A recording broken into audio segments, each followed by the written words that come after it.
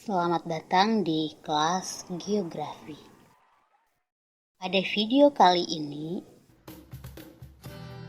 saya akan membahas mengenai materi klasifikasi sumber daya alam. Klasifikasi sumber daya alam.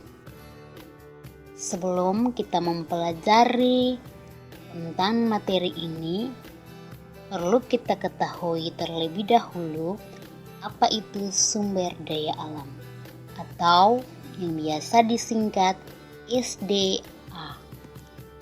Pengertian sumber daya alam menurut para ahli. Yang pertama, menurut Teoria Negara pada tahun 1977 mendefinisikan sumber daya alam sebagai unsur lingkungan alam baik fisik maupun hayati yang diperlukan manusia dalam memenuhi kebutuhannya guna meningkatkan kesejahteraan hidup.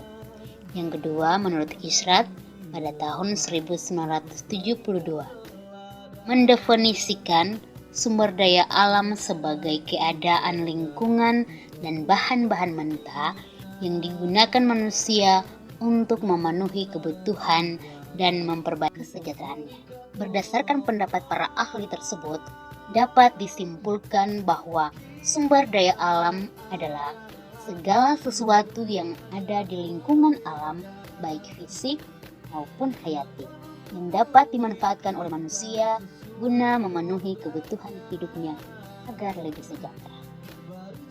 Klasifikasi sumber daya alam. Klasifikasi sumber daya alam terbagi menjadi 3. Yang pertama, klasifikasi berdasarkan potensi, yang kedua, berdasarkan jenis, dan yang ketiga, berdasarkan sifat. Sumber daya alam berdasarkan potensi terdiri dari sumber daya materi, ruang, energi, waktu, dan hayati. Sumber daya materi merupakan sumber daya alam yang dimanfaatkan dalam bentuk fisiknya, misalkan batu, serat kapas, besi, dan juga kayu. Sumber daya alam energi merupakan sumber daya alam yang dapat dimanfaatkan energinya. Contohnya minyak bumi, air terjun, gas alam, dan juga sinar matahari. Sumber daya alam ruang merupakan sumber daya alam yang berupa ruang atau tempat hidup.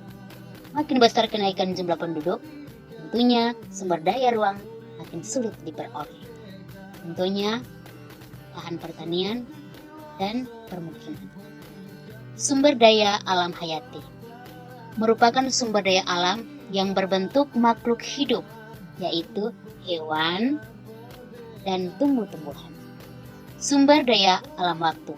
Sebagai sumber daya alam, waktu tidak berdiri sendiri, melainkan dengan pemanfaatan sumber daya lainnya. Contohnya, air sulit didapatkan pada musim kemarau. Akibatnya mengganggu tanaman pertanian. Yang berikut, sumber daya alam berdasarkan jenis. Yaitu ada 2, sumber daya alam biotik atau hayati dan abiotik atau non-hayati. Sumber daya alam biotik atau hayati merupakan sumber daya alam berupa makhluk hidup. Sumber daya alam tumbuh-tumbuhan disebut sumber daya alam nabati, sedangkan sumber daya hewani disebut sumber daya alam hewani. Sumber daya alam abiotik disebut juga sumber daya alam fisik, yaitu sumber daya alam yang berupa benda-benda mati, misalkan barang tambang, tanah, dan juga air. Yang terakhir, sumber daya alam berdasarkan sifatnya. Ada sumber daya alam yang dapat diperbaharui atau renewable resource, dan sumber daya alam yang tidak dapat diperbaharui atau unrenewable resource.